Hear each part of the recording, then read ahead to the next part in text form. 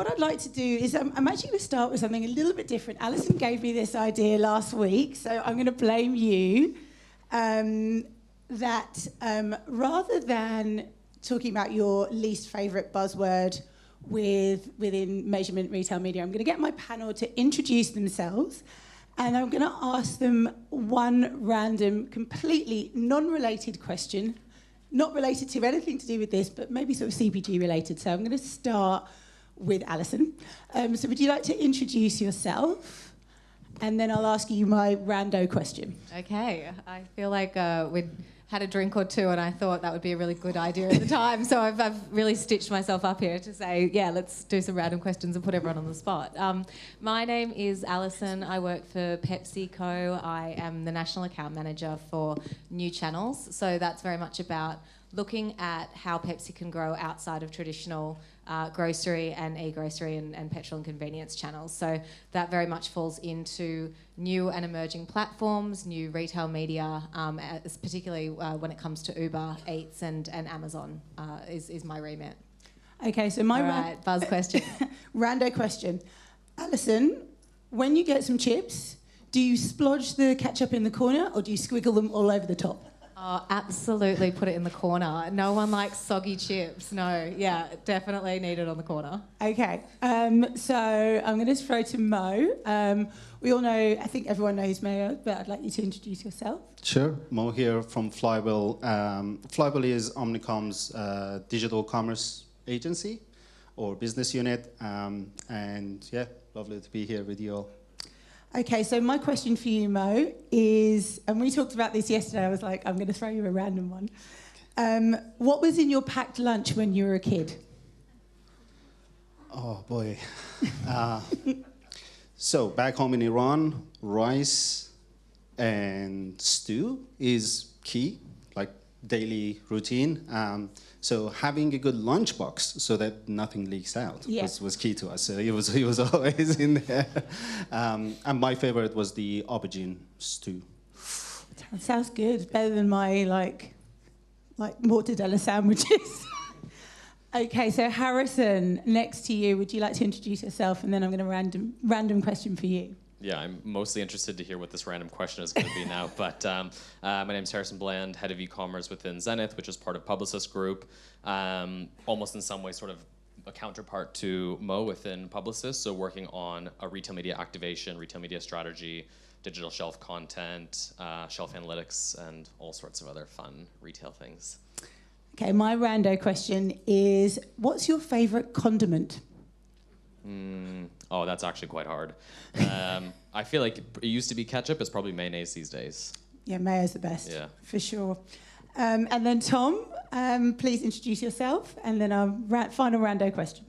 Yeah, excuse me. So Tom, e-retail performance exec at Lion. Basically, does what it says on the packaging, right? Performance channels across mostly Criteo, but a few of our other customers with Coles and some of our independents as well. Okay, so my husband thought that this was a really stupid question, but I like it. Which biscuit do you identify most with and why? I thought it was going to be beer related. Too easy. I'd have to go with the Tim Tam. I think Matt from Criteo said I look a bit bush and a bit Australian, so Tim Tam's a good Australian biscuit. We'll go with that. Yeah, good old Aussie biscuit. Okay, so we've got past the silliness. Just thought it'd be a nice way to kind of get to know the panel a bit better. And Alison, thank you for that little tip. As commerce and retail media evolves, there's obviously a growing pressure for there to be sort of more understanding and measurement in what is obviously quite a nascent medium. We are the second part of two sections of this panel today. Brands obviously need to prove effectiveness at every stage of the funnel, but this is really challenging given the fragmentation and the multiple channels involved. So I kind of obviously wanted to get you guys to deep dive into how this has worked for you practically from an agency and a brand standpoint. We've worked together, all of us really, last couple of years. And I guess my first question is going to be around that metric that's very contentious. So ROAS, obviously seductive, golden metric, whichever, but it obviously doesn't show the full picture. So how are you guys expanding your measurement approach to include sort of longer term metrics, so broader indicators of success, and where have you seen these metrics help to alter your strategy or prove more insightful? And I'd like to pass that to Mo. Sure, starting with the easy ones. So I'll take the sort of fragmentation piece first and then go to measurement. You're absolutely right. In our area, we see sort of new retail media networks launch quite frequently. And for our clients, I think they all work with average at least 3 retail media networks, different retail media networks. And I'm sure, Tom, that's more or less the same, if not more, and definitely more for you, Alison. So what that means is, as a brand, as an advertiser, you need to think about your strategy, your campaign execution, as well as the measurement of your campaign performance in 3 or more different platforms, using 3 or more different tech providers and sort of measurement methodologies. What we've done at Flywheel is invested a lot of time in creating native API integrations into all the retail media technologies that enable the platforms, right? Criteo Commerce Max is one. As you know, we're the only commerce agency in Australia with that API integration right now.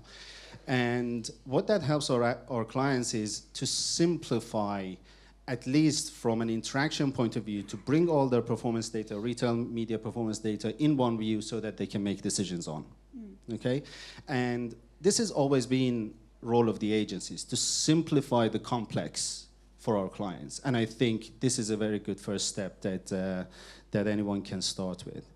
Now, on the point of measurement, ROAS, incrementality, this is a hard one, right? Everybody is trying to solve this. But one of the key metrics that we definitely focus on beyond ROAS is incrementality. Yeah, totally. And sort of our view to that is, as Andy said, it's a hard one to figure out, but we shouldn't give up. So what we look at is we look at the channels where there's transparency of data available to us, and we take our own methodology to that. So if you think about digital, where we've got more data points available, and specifically search, retailer search, then you can really easily see the skew visibility within the search grid can be a valuable indicator, right? To understand, are you cannibalizing your organic sales, or are you actually driving incremental sales? Like, that's a simple way of putting it forward. We actually have an ROAS and sort of incremental sales metric in our in Flywheel Commerce Cloud that we report on, that takes into account 6 or 7 other metrics, right, to do that. So, long answer, but I think it needs that attention because it's not an easy one to solve. Yeah, obviously the incrementality piece is, there's no sort of silver bullet at the moment. So, yeah, I mean, Tom, as a, brand that's obviously looking at this from a wider perspective, how do you feel that this is important to Lion?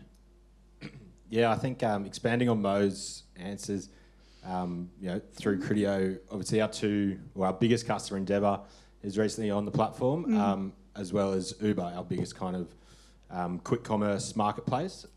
So the new to brand metric is quite important to us. If you're buying alcohol online from Endeavour or on a quick commerce like Uber Eats, and you're new to brand, that's probably a good indication that you're genuinely new to brand. If it's a smaller platform with a smaller market share, it may not be as a genuine indication.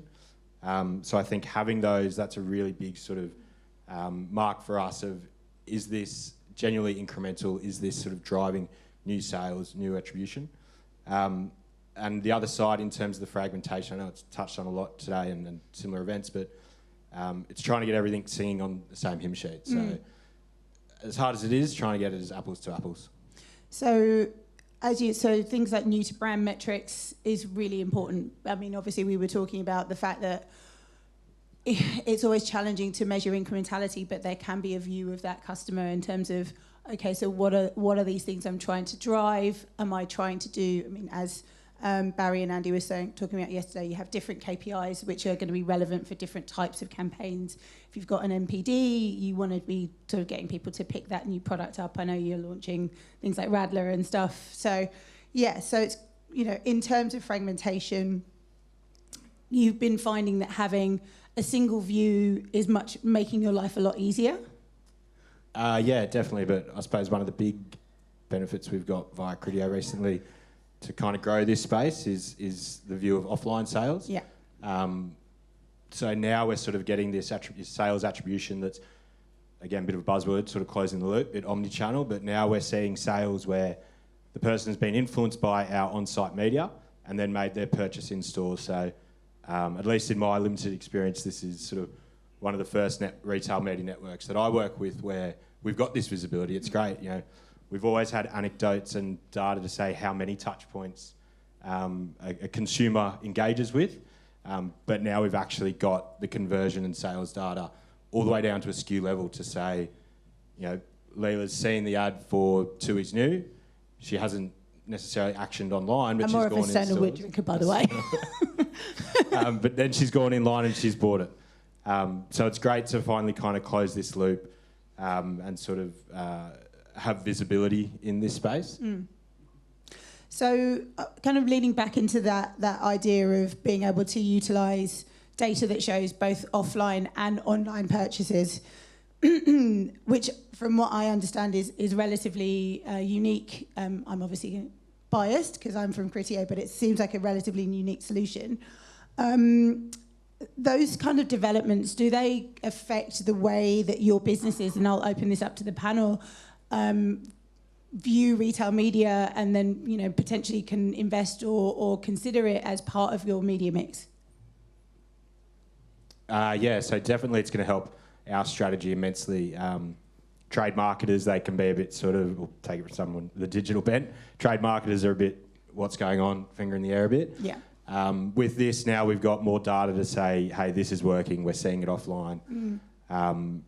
It backs up a lot of kind of anecdotal evidence we always had with BWS as an example. Really high engagement on site, really strong clicks, really strong click-through rates. But sort of we didn't have the sales data to back it up. Now that we have this offline attribution, it's backing up these theories where we could say they were doing their research online, but by the grab-and-go format that is BWS, as opposed to Dan Murphy's, people were picking it up on their way home, having been influenced, having sort of price-checked or for whatever research reason. And it's really kind of given an extra arm to what we're doing. Brilliant. So it's kind of helping to validate what you always felt from a gut feel perspective, but that data is actually kind of showing that in real time. Yeah, definitely. Excellent.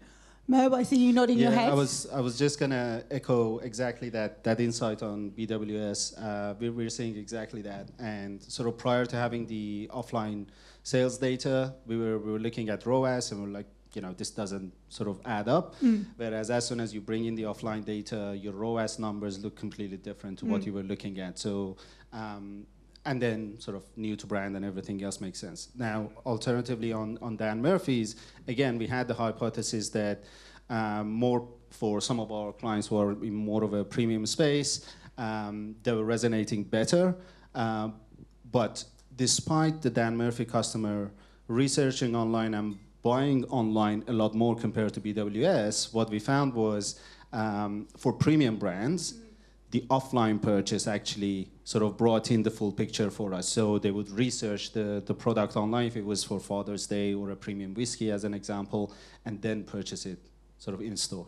I guess that makes sense because having bought high value alcohol myself, you do want to kind of go in and get the experience, but you want to kind of check that the product's in stock, it's available, what the price is. So yeah, hopefully that this kind of new metric is that we're validating what we've all known intrinsically, but actually being able to report on it in a single place is really helpful.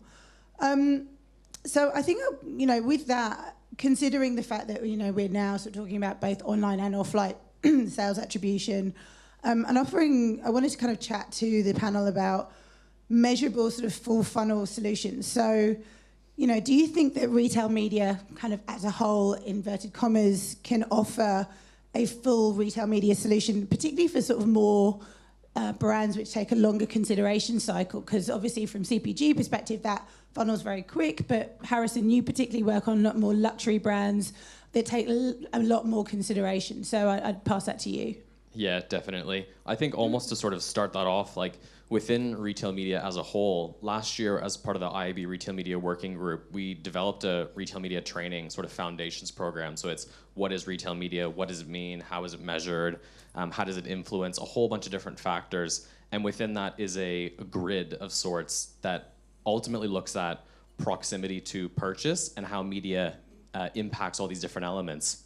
If we think about like big awareness driving activations, traditionally brand, maybe closer to circle, closer to center, there's performance media, commerce media, retail media at the core. I think from a full funnel standpoint, the thing that's really interesting and really rich about retail media specifically is that, yes, it's at point of sale, but beyond that, the retail data is something that can be activated across every single media channel, media format, truly full funnel. So I think in this industry, it's almost less, or in this market, it's less a question of is a full funnel solution, available, but it's more who's actually leaning in, who's working with their agency partners, their retail partners, trading partners to really activate these interesting retail data strategies. From a measurement standpoint specifically, it's absolutely possible. Barry and Andy spoke about this obviously quite a bit earlier, which is great to hear, in alignment with their thoughts as well in general. I think the one thing, when I think about Criteo as a platform specifically, as one example, it's moving past those sort of vanity metrics of like a ROAS and a conversion rate and an average sale price and that type of stuff, and getting into the more interesting metrics that marketers actually care about, which is, incrementality, which many people have mentioned today. It's a percentage of new to brand sales. It's share of voice within these different retail environments as a whole.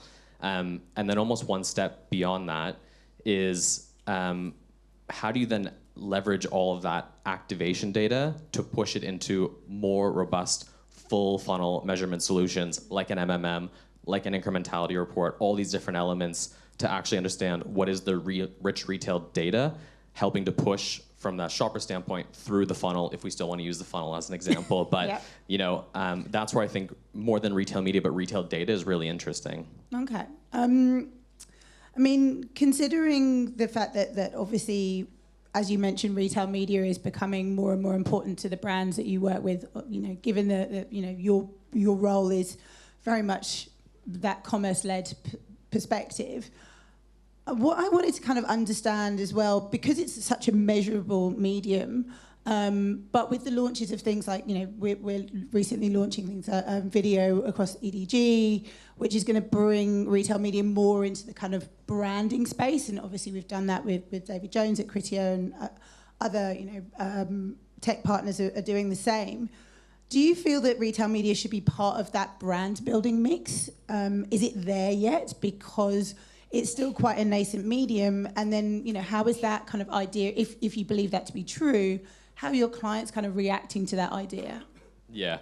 I think, ultimately, yes. What I think is really interesting about this whole area in general right now is the sort of transformation that it's causing in lots of different brand/supplier organizations. So it's moving from what is, we can think about what's traditionally been a brand marketing responsibility versus what is trade or shopper marketing responsibility, often from a funding standpoint.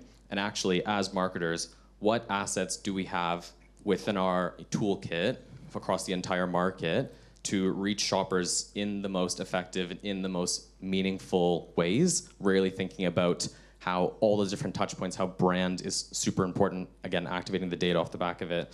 Because I think that's what moves us into more of those omni-channel structures, right? The integrated planning marketing team structures. This is definitely something that we're seeing with the brands we work with at Zenith and within wider Publicis Group as a whole, moving into these structures. And even just as, as a sort of anecdotal example, from 2025 briefing period for annual planning versus where we're at 2026 briefing and annual planning currently right now, we've had more than double the number of brands year over year briefs specifically asking about how do we activate retail data, where do we lean in, how do we integrate all these really interesting and tactical elements within our marketing strategies as a whole, not shopper, not brand, to actually get some more interesting and more robust learnings off of it. But then even beyond that as well, it's there's a data activation start of it that I've sort of just spoken to there specifically, but it ultimately helps get us closer to that single ROI metric that marketers really want to understand, right? It's like, what's happening over here? What's happening over here? Actually, what's happening within the whole? And I think that's ultimately where people are excited about retail media and understanding that more single number. It's as if you knew what my next question was going to be. So on that, like unified ROI, I mean, again, the guys talked about it earlier. It's I guess the sort of golden end point that we'd like to get to. But do you think that it's possible to kind of get to a sort of single return on investment, considering the fact that, you know, your businesses are now moving to having the view across trade, view across brand, view across, you know, retail media? And yeah, how is that sort of changing the way that you guys are working? And I think I'd, you know, throw that to everyone on the panel. So I'll take that one. Yeah. So I think from a PepsiCo lens, we are definitely looking at unified ROI. Like if we have, and as Mo mentioned, we absolutely use multiple retail media networks. So that calibration of if you've got $1 to spend, where should you spend it? And really having that comparison like for like. And I think retail media partners are starting to lean in a lot more now in terms of the metrics that we need to get to have that comparison. From a business standpoint, I think when it comes to talking about incrementality, we've had a lot of conversations around, you know, depending on what category you're in, incrementality looks very different. And I think we are an impulse for Pepsi, which is snacks and beverage products. We're an impulse category and we're an expandable category. So when you start looking at incrementality, there is a lot of incremental upside in these particular categories. If you're looking at what Harrison's doing with premium products like a watch, the inter-purchase interval or the cycles that you're going to buy a watch is going to be quite fixed in your life. And if you're looking at essentials like toilet paper or toothpaste, you're going to have a pretty fixed quota. So there's a lot of more discussion in those categories around cannibalization. If they buy it on Uber or if they buy it on Amazon, are they going to stop buying it on Coles and Woolworths because they have that fixed quantity that they're going to need? But when you're in an impulse category like chips and beverages,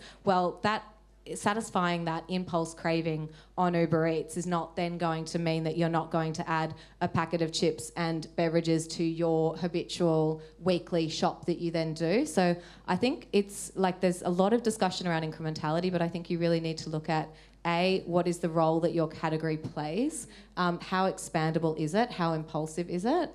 And then I think the second component to the incrementality piece is also the cost per acquisition as well. So it's like, how much are you willing to pay to acquire a new customer based on the markup that you've then got for your product as well? So I think we're just really starting to look at that component very, very differently now that we're able to see this. Alison, obviously you guys have, you know, PepsiCo is quite a unique business because it has both snacks and beverages under the same roof. So how have you kind of approached this new world of quick commerce, and what are the tips for success that perhaps you can kind of share with the wider audience that, you know, might be thinking about how to approach this for themselves? I think one of the biggest changes that we've obviously seen in the industry is obviously, you know, COVID hit and penetration for online went from 1% to 10% in the space of a couple of months because a lot of people didn't want to go in store. So e-commerce grew a lot. And this was very much in grocery. So Woolworths and Coles and traditional supermarkets.